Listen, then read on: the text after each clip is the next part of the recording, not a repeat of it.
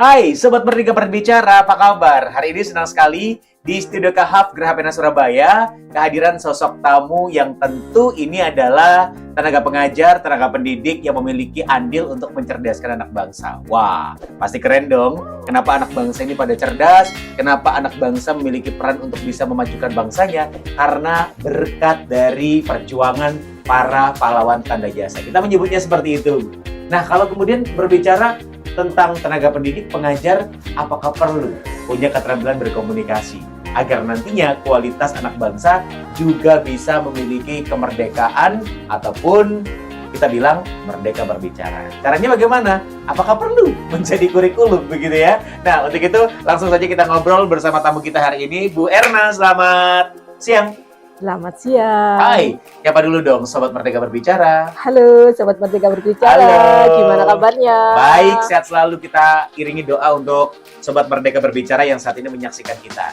Bu Erna, hari ini tentu menjadi sebuah semangat bagi Bu Erna, betul ya? Betul Kenapa? sekali. Datang di tempat ini pasti inginnya merdeka berbicara dong. Betul sekali. Satu pertanyaan awal, kenapa seorang tenaga pengajar, tenaga pendidik itu harus merdeka berbicara? Menambah personal branding Oh, menambah personal brand. dan itu sebagai implementasi kita karena kita sudah disebut sebagai guru profesional. Baik. Jadi untuk dikategorikan atau dikatakan guru profesional itu harus memiliki keterampilan berkomunikasi, betul ya? Guru profesional harus memiliki sertifikat pendidik. Untuk mulai dari angkatan saya, kita harus menempuh perkuliahan lagi selama 6 bulan atau 1 semester, sehingga nanti kita bisa terkategori lulus atau tidak lulus sebagai guru profesional. Kalau kita sudah menjadi guru profesional, tentu kita dapat tunjangan. Lah, tunjangan itu harus kita gunakan untuk mengupgrade skill kita, mengupgrade kemampuan kita. Salah satunya adalah dengan public speaking. Nah, itu dia. Jadi kompetensi seorang tenaga pendidik, seorang guru, pahlawan tanpa tanda jasa, begitu ya. Ini harus memiliki semangat yang selalu terbarukan tanpa memperhatikan atau membeda-bedakan usia berapa, usia sekian-sekian. Itu kemudian nggak perlu deh, batasannya kan sampai sekian, nggak ada ya. Bentar Mas, Kenapa, terkait Bu dengan Erna? usia, kita ini insya Allah guru-guru itu adalah usianya selalu muda. Karena kita setiap tahun kita selalu mendapatkan siswa yang berganti dan selalu lebih mudah dari kita, lebih mudah dari siswa-siswa sebelumnya dan siswa-siswa yang sudah lulus. Tapi tidak dipungkiri dong, namanya tahun bertambah, usia juga bertambah. Tahun berganti lebih tepatnya.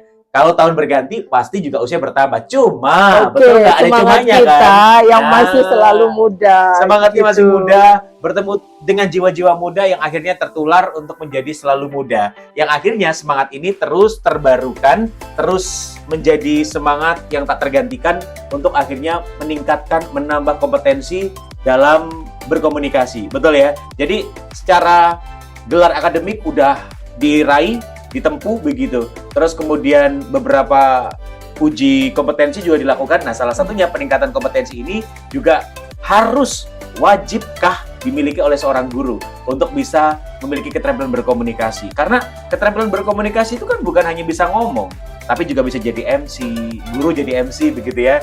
Guru punya metode pembelajaran yang asik dan unik saat menyampaikan ke siswa-siswinya. Terus apalagi banyak begitu ya. Saat Betul sambutan sekali. juga harus menyenangkan begitu. Nah, bagaimana kalau dari Bu Erna sendiri sudut pandang itu? Ya, kalau kita menghadapi seorang siswa, mungkin kita menyampaikan materi sudah menjadi hal biasa. Tapi yang kita hadapi tidak hanya siswa, kita juga menghadapi wali peserta didik, kita juga menghadapi tamu-tamu undangan yang mungkin kalau kami dari guru ekonomi ada tamu dari DJP Pajak, tamu dari Bank Indonesia, tamu dari Otoritas Jasa Keuangan, Bursa Efek Indonesia, dan lain-lain. Tentu kami harus mempunyai kemampuan public speaking yang bagus, biar seperti kita ini bisa menyatu. Ya. Dengan adanya pembicaraan yang bagus, tentu pembicaraan yang bagus dimulai dengan public speaking yang bagus, sehingga kita bisa menyatu dengan materi, sehingga anak-anak pun juga menyukai dengan kehadiran tamu-tamu yang sudah kita undang. Baik, artinya adalah Dan kita... juga, dan juga ada lagi ketika kita menghadapi wali peserta didik, biasanya setiap guru akan menjadi wali kelas. Siap. Wali kelas harus berkomunikasi dengan wali peserta didik atau wali murid. Tentu di situ adalah poin penting yang lebih utama dibandingkan dengan tamu-tamu undangan yang lain, karena kita yang menghadapi wali peserta didik itu setiap hari, setiap saat. Kalau saya pribadi, saya akan menyempatkan waktu 24 jam, kecuali saya tidur ya, itu untuk bagaimanapun konsultasi yang dilakukan oleh siswa ataupun wali peserta didik itu tetap akan saya layani. Bahkan menurut pengalaman saya pernah mengantarkan salah satu siswa ke dokter dengan seizin orang tuanya tentunya. Jadi itu dedikasi kami, karena itu sudah kami anggap siswa kami sendiri. Jadi kami akan bertanggung jawab terhadap apapun yang terjadi di dia, tapi tetap harus sepengetahuan orang tua. Maka perlunya di sini komunikasi dengan orang tua itu adalah hal yang utama. Betul, komunikasi intrapersonal, antarpersonal ini menjadi penting. Maka secara luas ilmu komunikasi itu kemudian secara etika, estetika juga menjadi pedoman bagi seorang tenaga pengajar untuk mengoptimalkan hubungan dari seorang guru kepada wali murid, wali peserta didik, kemudian dengan siswa-siswinya begitu ya. Tujuannya adalah untuk meningkatkan kualitas hubungan dua arah, komunikasi yang dijalin. Betul. Nah, dari sisi keterampilan, kita berbicara keterampilan ya. Kalau tadi kan dari sisi ilmu komunikasinya atau keilmuannya, tentang etikanya, estetikanya. Sekarang bagaimana kita berbicara keterampilan, seni berbicaranya, lebih ke arah metode pembelajaran. Nah, bagaimana? Apakah guru itu butuh menurut Bu Erna? Apakah wajib? Apakah ya udahlah, yang penting ngikuti perkembangan zaman aja deh? Atau ya sudahlah, semampu saya begitu? Bagaimana kalau dari Bu Erna sendiri penilaiannya? Kalau saya pribadi akan termotivasi menjadi lebih baik lagi, termasuk meningkatkan kemampuan public speaking saya, karena pada intinya kita tentu tidak hanya berhenti menjadi guru, kita juga bisa kayak menjadi pengawas, kayak menjadi kepala sekolah. Kita tidak tahu yang terjadi di kedepannya, tapi kita harus menyiapkan dari sekarang. Kemampuan public speaking itu kan menjadi pengawas, berarti juga semakin banyak yang harus kita lakukan dengan guru-guru yang lain di seluruh sekolah, tidak hanya satu sekolah atau tidak hanya berhadapan dengan wali peserta didik saja, tapi lebih ke mungkin atasan, mungkin orang yang di atas kita, semisal kepala dinas, kepala sekolah, ataupun pejabat-pejabat dari dunia pendidikan yang lain. Wah, mantap, sangat mantap sekali.